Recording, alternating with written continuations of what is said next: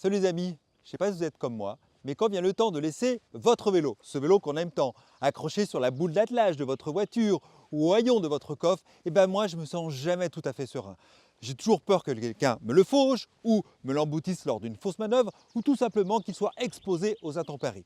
Alors j'ai cherché s'il y avait une solution pour transporter son vélo en toute simplicité, en toute sécurité. Je l'ai trouvée, alors on va la partager ensemble. En plus, c'est une PME française, c'est l'entreprise EasyEat. Alors comme je disais, la solution, elle est toute simple et ça, étonnamment, eh bien oui, c'est un porte-vélo qui se met tout simplement à l'arrière du coffre de votre voiture. Quand vous choisirez votre porte-vélo embarqué, finalement, vous avez le choix entre trois modèles. Le modèle classique, comme celui-ci, qui va pour toutes les voitures qui ont un coffre à fond plat. Le modèle comme celui-ci, avec vérin, qui permet de sécuriser votre porte-vélo quand le coffre de voiture n'est pas plat. Et puis un modèle sur mesure, notamment par exemple si vous avez un camping-car et que vous voulez installer le porte-vélo dans la soute de votre véhicule.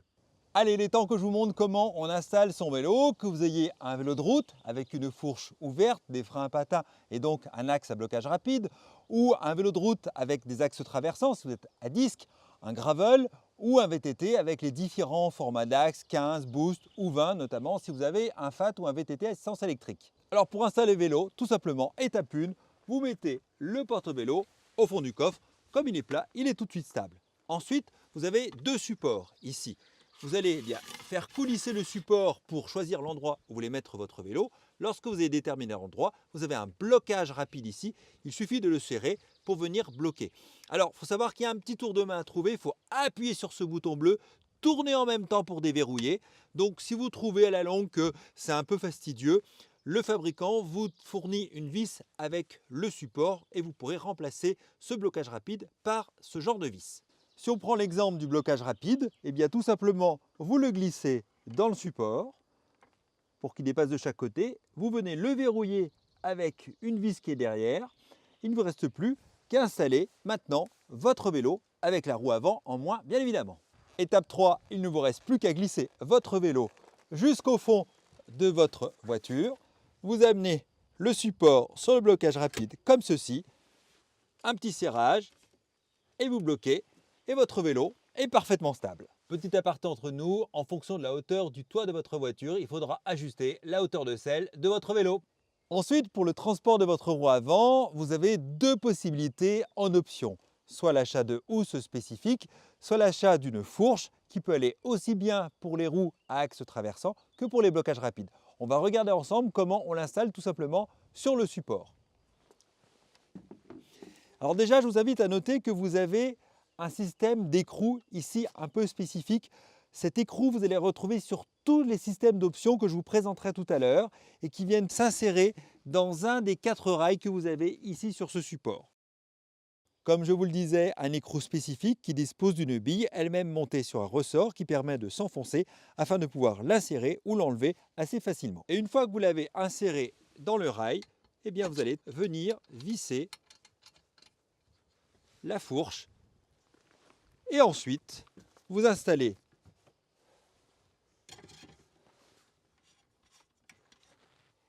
votre roue qui est parfaitement stable.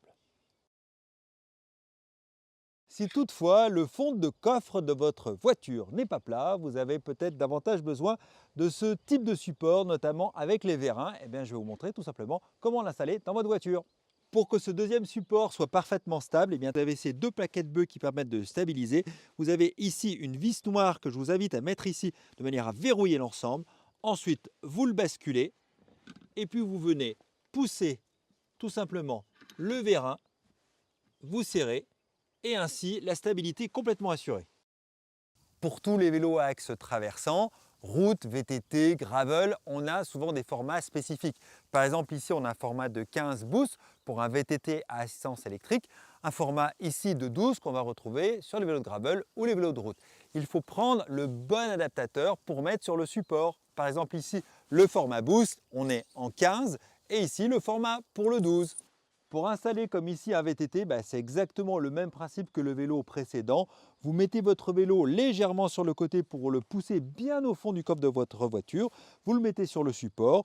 Vous venez serrer l'axe traversant jusqu'à atteindre la butée comme sur votre roue. Vous serrez et le tour est joué. Comme vous pouvez le constater ici, EasyIn vous propose en option des hauteurs de support différentes de manière à pouvoir faire chevaucher vos différents cintres.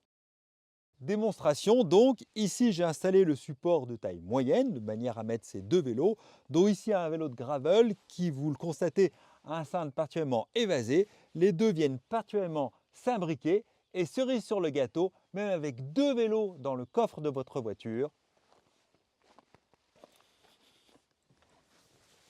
vous conservez encore une place assise. Et en option, vous avez la possibilité d'acquérir un support de roue arrière permettant d'accepter tous les formats, à la fois d'une format route jusqu'au format fat.